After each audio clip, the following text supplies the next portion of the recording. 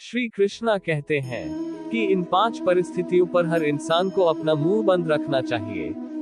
पहली स्थिति, जब तुम्हें लगे कोई तुम्हारे भावनाओं को तुम्हारे शब्दों से नहीं समझ सकता, उस समय तुम्हें चुप रहना चाहिए।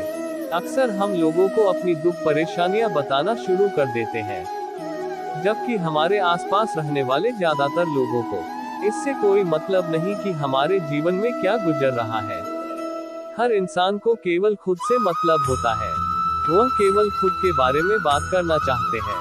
वह केवल खुद की तारीफ सुनना चाहता है। उन्हें हमारे जीवन की परेशानियों से कोई मतलब नहीं और ना ही वह सुनना चाहते हैं।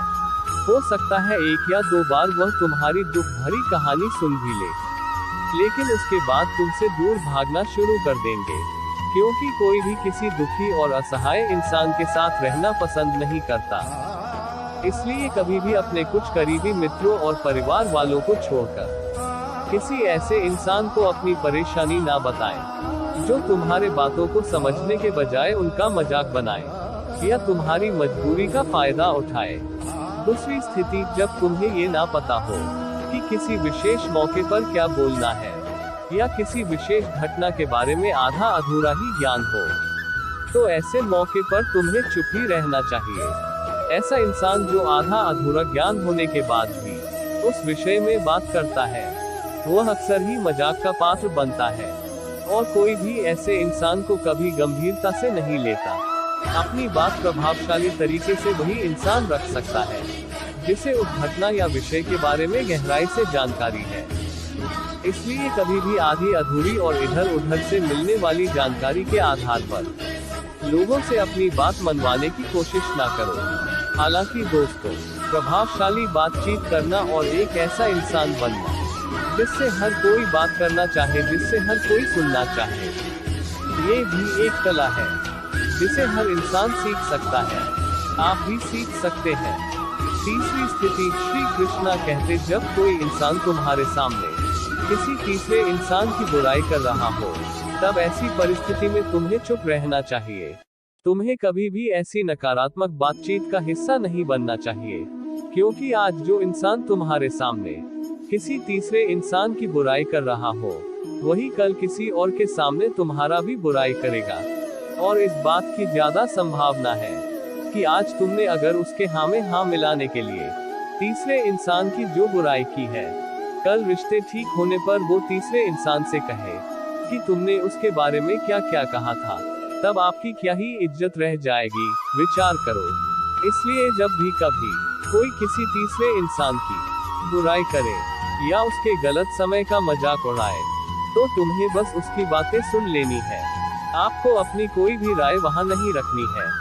चौथी स्थिति, जब कोई तुम्हारे ऊपर गुस्सा करे और तुम्हें अपमानित करने की कोशिश करे, तब ऐसी परिस्थिति में तुम चुप रहकर सामने वाले के गुस्से को कम कर सकते हो और स्थिति को बिगड़ने से बचा सकते हो, क्योंकि क्रोध एक ऐसी मानसिक स्थिति है जो बुद्धि को हर लेती है।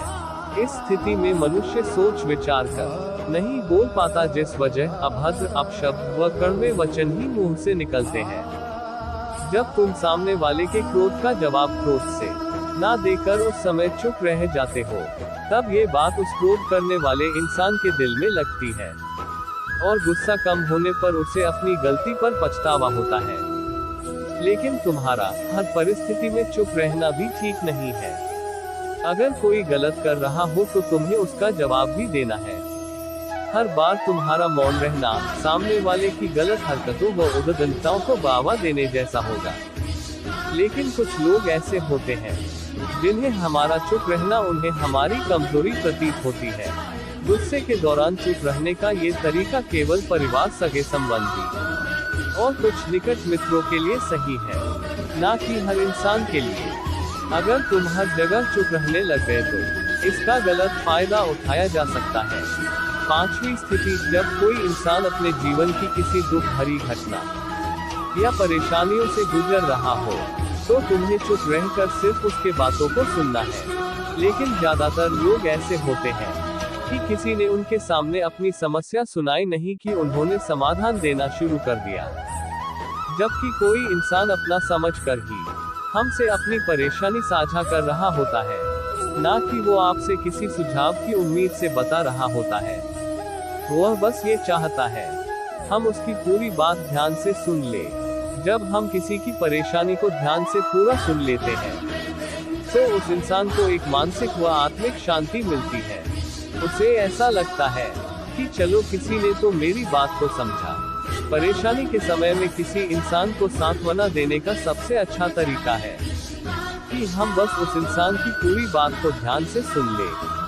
जब हम लोगों की बातों को बिना उन्हें बीच में रोके और बिना किसी सलाह दिए पूरे ध्यान से सुनते हैं तो उनकी नजरों में हमारे लिए सम्मान और स्नेह का भाव पैदा हो जाता है। इसलिए जब कोई अपनी परेशानी आपसे बताए, बस उसकी बातों को ध्यान से सुन लेना, और जब तक वह तुमसे सलाह ना मांगे तो उन्हें किसी भी प्रकार की सलाह नहीं देनी है।